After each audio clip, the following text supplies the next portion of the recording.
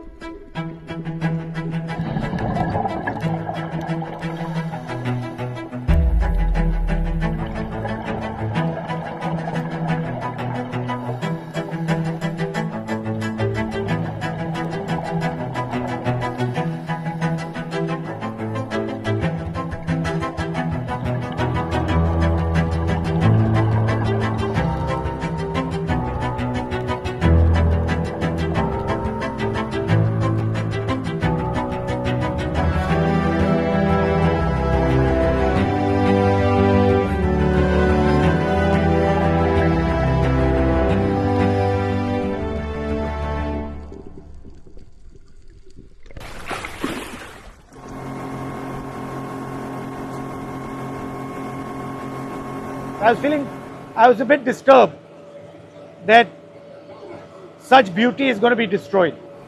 I was like, more and more people should experience this. I don't think people understand, certainly the government doesn't understand. You're not going to be able to recover this once it's gone. Some tribal people came to see me and they said, listen, we want you to go to the Andaman Nicobar Islands and we want you to see what is going on, the ecological damage that is going on in the Andaman and Nicobar Islands. I've always had a sense that when someone is telling me, come and see what's going on, I always like to go and see with my own eyes. So on this trip, we went to the Andamans and the Nicobar. We spent a day in the Andamans. And the Andaman Islands, we went for a scooter ride. Okay, we met the locals there, we spoke to them. We met the tourists there, we had a chat with them as well. We are 100% on board with pushing and developing facilities for ecologically balanced tourism in the Andaman Islands.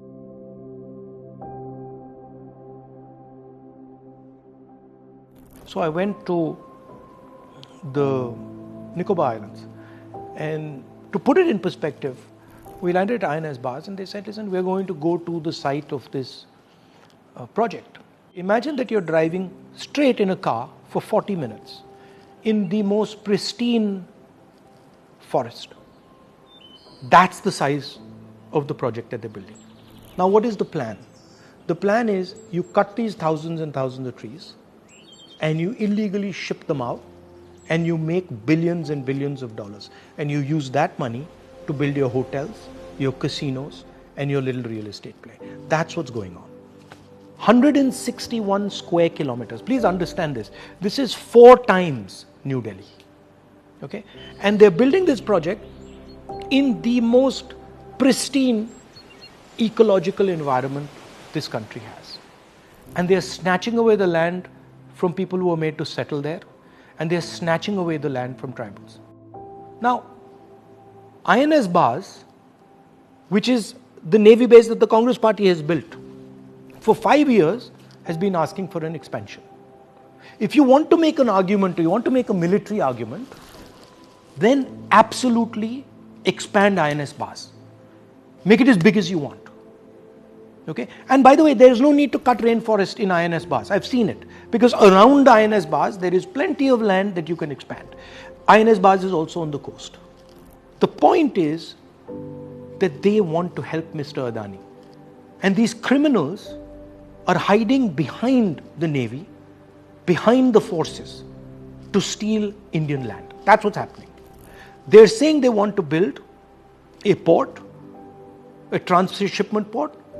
It's a non-starter because they are already building a port in Kerala, which is on the mainland. So that's the first lie. The second point, please explain to me, where do hotels, rest houses come in to the defense of our country? How are they correlated? The other lie that they're telling is that this forest has 145 trees a hectare, which is basically a lie. This forest has 145 trees in a few meters, not a few hectares. The problem is you want to steal 1.5 crore trees, each of which cost 3 lakh rupees, and fund your own little real estate play. That's the problem. So don't give me this nonsense about defense of India. Every single BJP person who's spreading this is trying to protect Mr. Adani and his interests and his link with the Prime Minister of India. Let me repeat it. You want to build the best defense facility. INS Baz has been asking for the last 5 years for expansion. Give them full right of expansion. Allow them to expand as much as they want. There's no need to destroy any rainforest over there. You can give them the best equipment. You can scale their base up as much as we want. We will support you 100%. We don't want Mr. Adani sitting in Nicobar Island. So there are two communities that stay there. Number one, the tribals, who are the original owners of this land and who lived on this land. And second, the settlers. These are ex-military people from the Indian Defence Forces who were sent there by the Indian government to make an Indian presence, to make a presence of our own people on the islands. Now, their land is just being taken away without any fair compensation. Father क्या करते थे? Father army में था, अच्छा। फौज में। तो वहाँ से हम सेटलमेंट होके यहाँ हमको लाया गया। आज यहाँ पर इस तरह हाल में है, क्या कर सकता है? तो बताइए क्या करना है, यहाँ कैसे जिए? हम कोई मदद करते, ठीक है? जी। आप घबराइए मत। A trick was played on the tribals. They went and made them sign NOCs. These people didn't know what they were signing, and they have forcibly made them give away their own land without asking them, without going into the procedures of the Forest Rights Act. We were told that the FRA was not used, it was misused, people were not asked questions. Can you give us, how you feel the FRA was not used? The FRA is very clearly modeled and is given a format as to how an FRA process of a meeting and for a Gram Sabhas can take place. Secondly, the meetings that were were conducted under the Gram Sabhas of Lakshmi Nagar, Shastri Nagar, and other settler community villages where there's no tribal community who has rights over the forest. So that's the first and big flaw of claiming or kind of seeking to claim that an FRA meeting has been conducted for diversion of forest land amongst people who have no rights to those forests. Actually, the rightful owners of those forests are the tribal community. It's like doing FRA in Delhi. Exactly. That let's not do it in Chhattisgarh or Jharkhand. Let's do it in Delhi. Delhi. And you and I are people who are non-tribals are being who are responding on behalf of somebody else. It doesn't make sense at all. Right. So the second issue is just having one person on board as a tribal community person, as a representative of the entire tribal community is also not correct. There are stipulated norms and the numbers of people who have to be present in those lands, and one person can't sign off on the lands of diversion of somebody else's lands. Yep. So it's a very clear-cut violation of the norms and the rules through the FRA.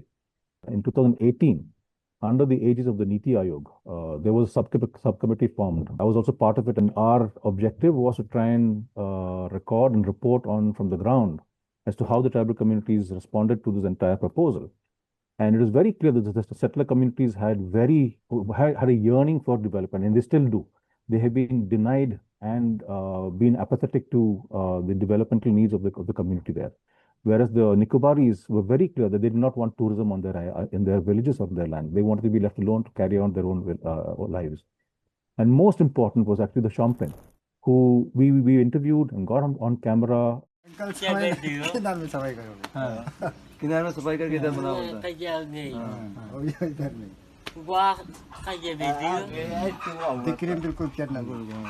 तो ये बोलता है जंगल सफाई करने से इधर करो किनारे में कर दो हम लोग का पहाड़ में चढ़ना नहीं टिकरी बिल्कुल चढ़ना नहीं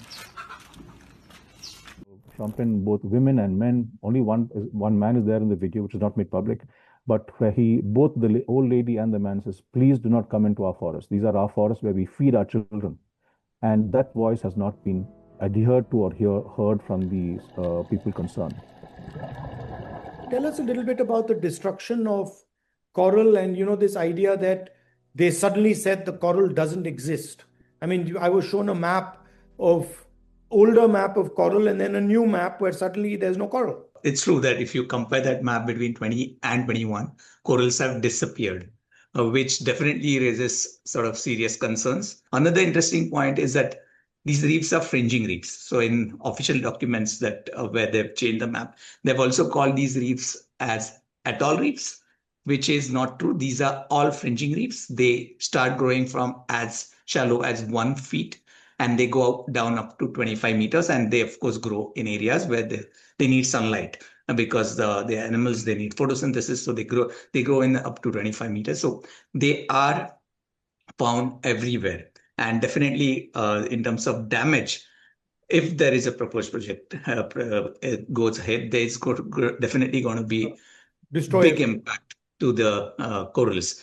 Another point is maybe, which is that corals are under Schedule 1 of the Indian Wildlife Protection Act, which means they have given highest level of legal protection, as stringent as what tiger gets. So killing a coral is as a punishable offense as what you have for tigers. And that is something which is not spoken about. So destroying Nicobar corals is as if you're killing hundreds and hundreds of tigers in India. That's the same. It's Exactly. the equivalent, right? Yeah. You're basically wiping out a huge chunk of Yes. valuable resource for India, a biological resource for India.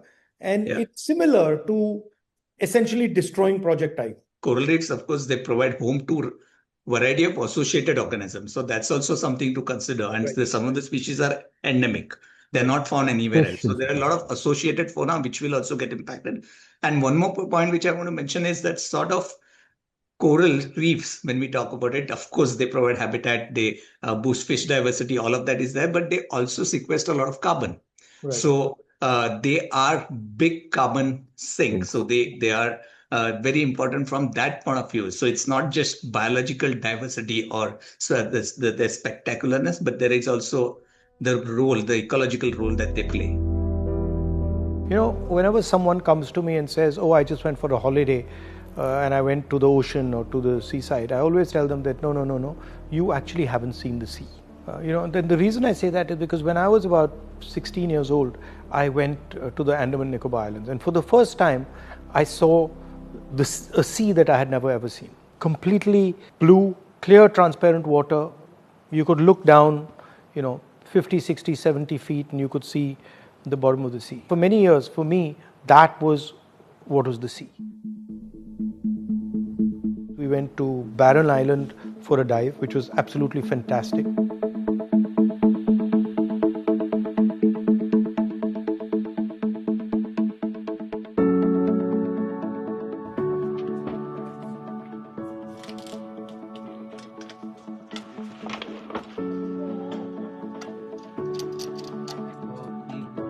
It's a little advanced, I would say, challenging lifestyle. And I got to know you're an advanced diver and used to take I'm a dive photos. master. Oh. I became a dive master in college.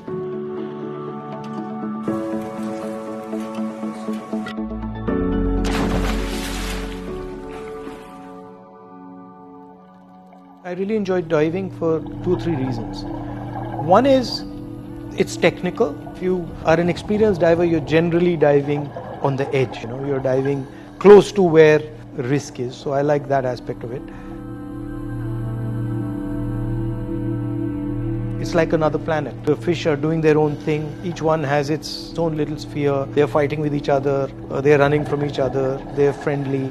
So it's a completely different universe. It's a beautiful universe.